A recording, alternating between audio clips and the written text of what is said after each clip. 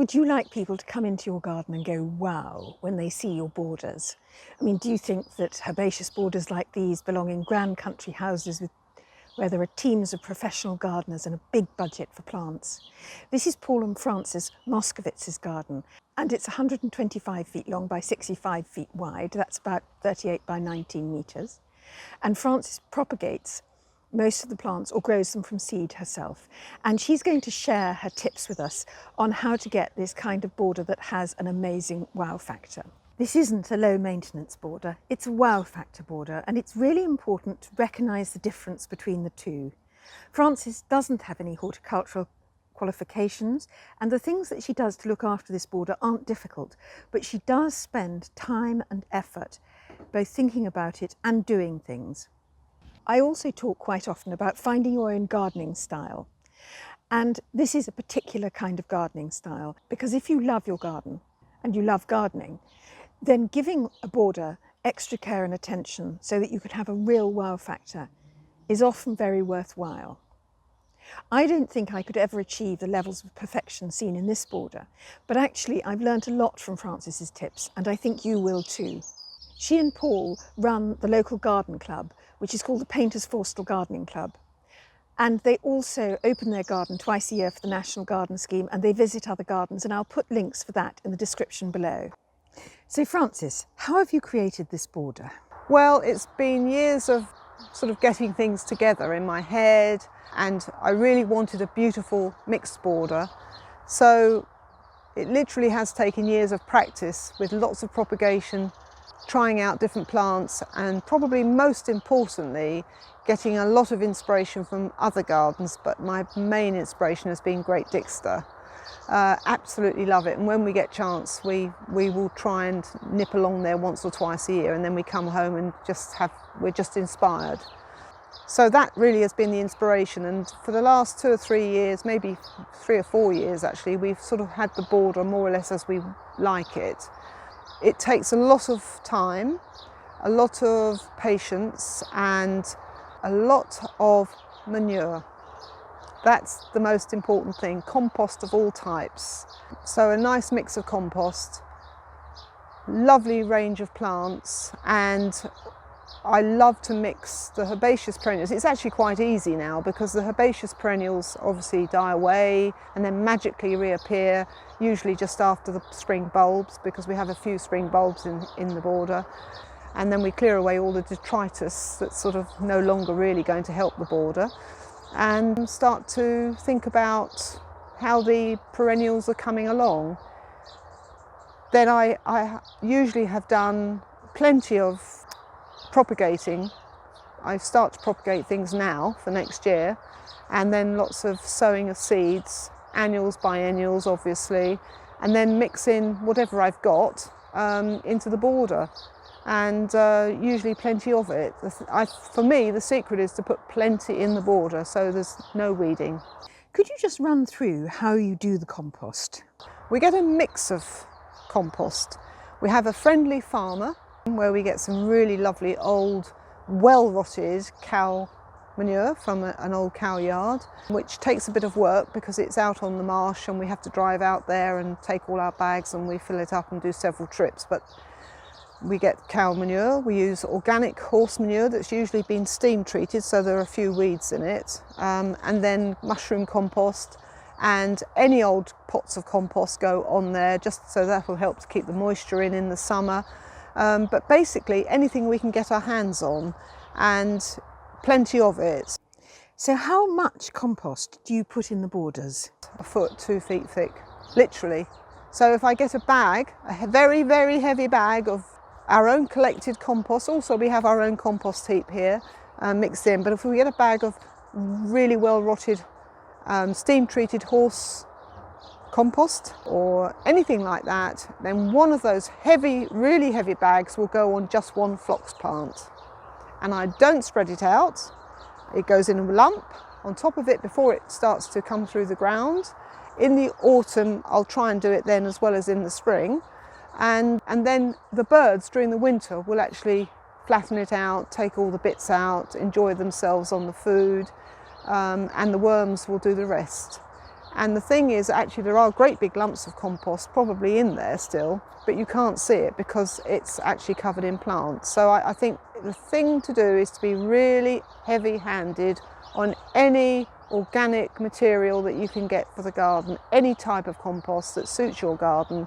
And with this one we have a mix, because that way I'm sort of covering all bases. But plenty of it. Don't skimp. Don't think you have to put an inch or a 6-inch layer on, or even a foot. If you can get two feet on there, shove it on. And the other thing is, we don't do any digging. We can't possibly even begin to dig. Then we wouldn't dig this bed. We have a sort of no dig technique, and it's nothing that we've just had to do it because you can't find any space in there to dig. So the worms do the digging for us. If you put enough compost on, it's really lovely, very well rotted. You can even buy organic compost in bags if you haven't got your own compost heap. If you can get anything, put it on and don't spread it out. Don't be alarmed, put it on, and then during the winter the bugs will be doing the work for you. Autumn I'd put plenty of compost on, really load it up, and again in the spring.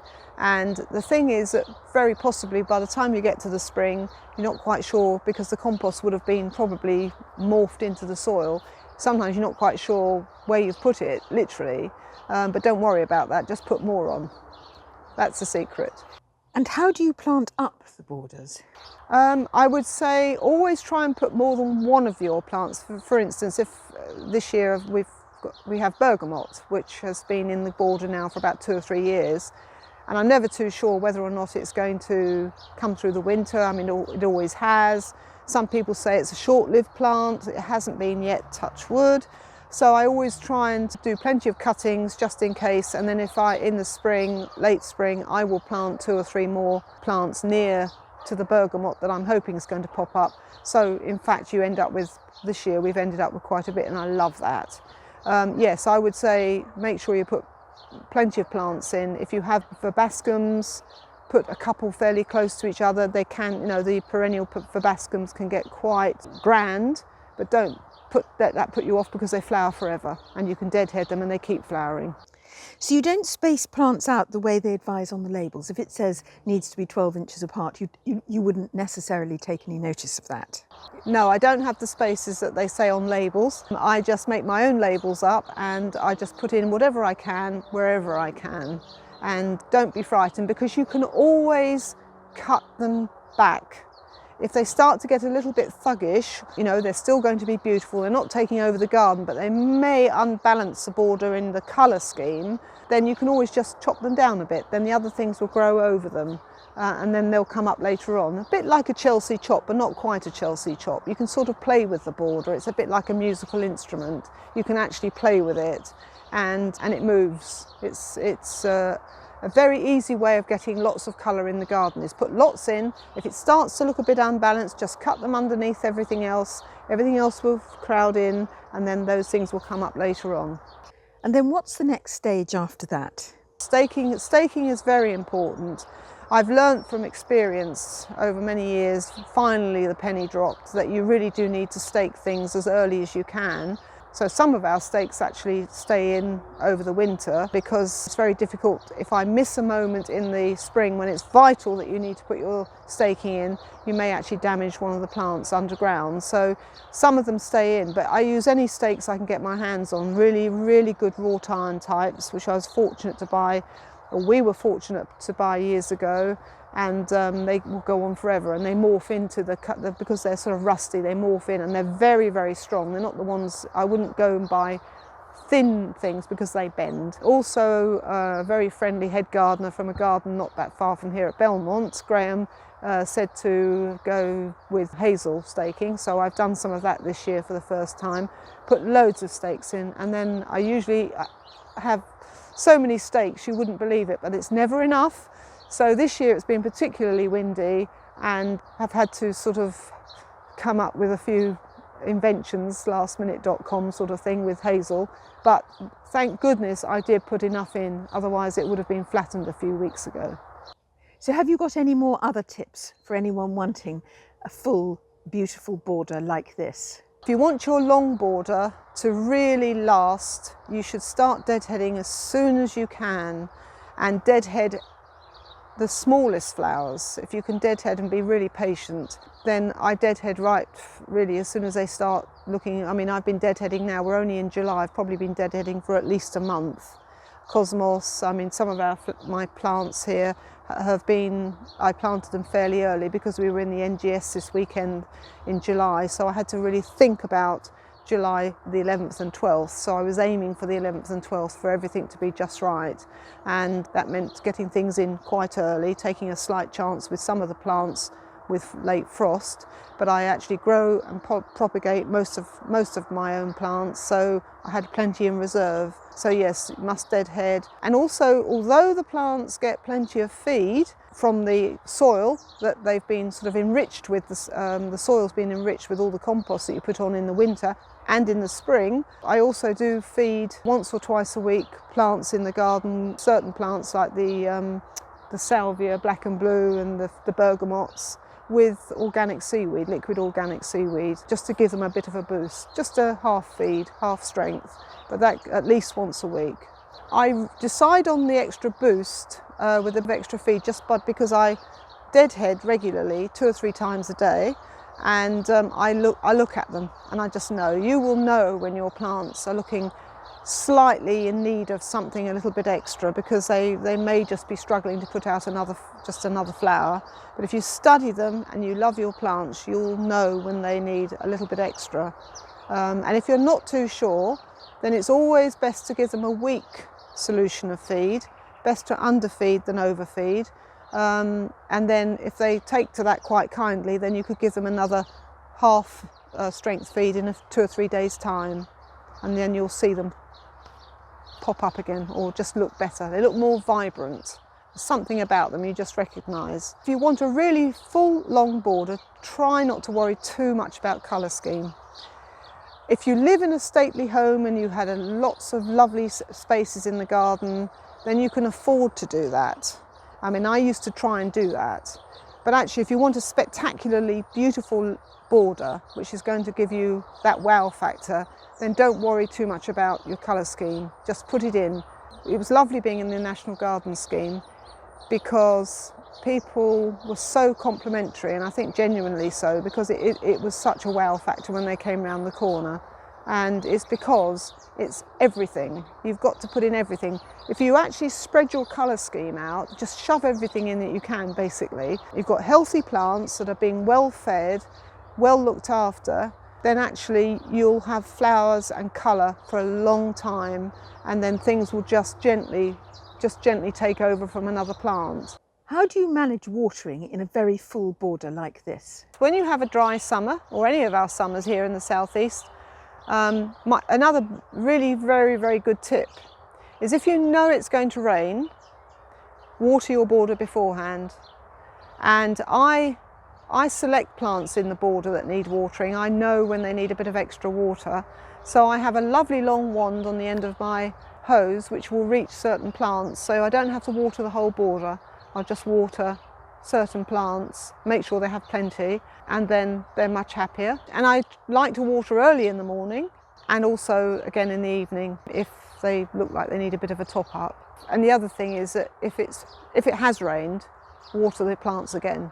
Don't think that if your border has had a good dose of rain, even 3 or 4 millimetres, even more than that, we've had up to 10 millimetres, water it again, because then they will really love you. They like a bit of water before and a bit of water afterwards, and you can't go wrong. I'm just going to remind everyone at this point that if you live in a wetter or more rainy part of the world, you'll have to adapt your watering strategy accordingly.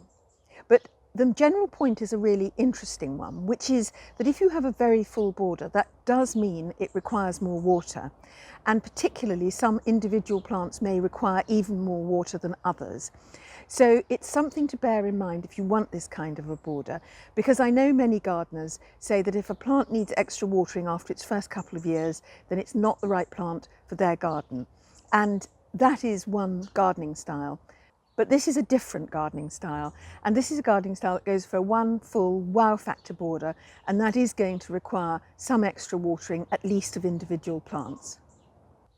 So have you got any more other tips? I spend a lot of time doing plants and trying to make the border look lovely, But if you have a lawn, the most important thing is that this border wouldn't look anything if this lawn wasn't looking good. And that is absolutely true. We've had years when the border has looked like this and the lawn hasn't looked as good as it does today.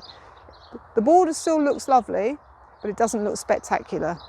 And that's the thing. So if you have a lawn, look after it, make it green, keep your edges really sharp, unless you particularly want them just to drift over, but it makes life difficult for mowing. But if you have nice edges, nice little bit of soil showing every now and again, a green lawn, then your border will look good. This border looks as good as this from about May to October with constantly changing flowers, and there are bulbs in it in spring. Frances says there is one thing worth knowing, which is that it doesn't look brilliant in the depths of winter. In early winter you've got the seed heads and things like that, and those do look good, but being realistic, those do gently collapse over the winter. I've now realised that I could do a lot more with feeding my garden. I'd had some idea that I could overfeed my plants, but I'm going to pile on lots more manure, and I'm certainly going to try lots more deadheading and lots more staking. So if you'd like more tips, ideas and inspiration for your garden, then do subscribe to the Middlesized Garden YouTube channel, and thank you for watching. Goodbye.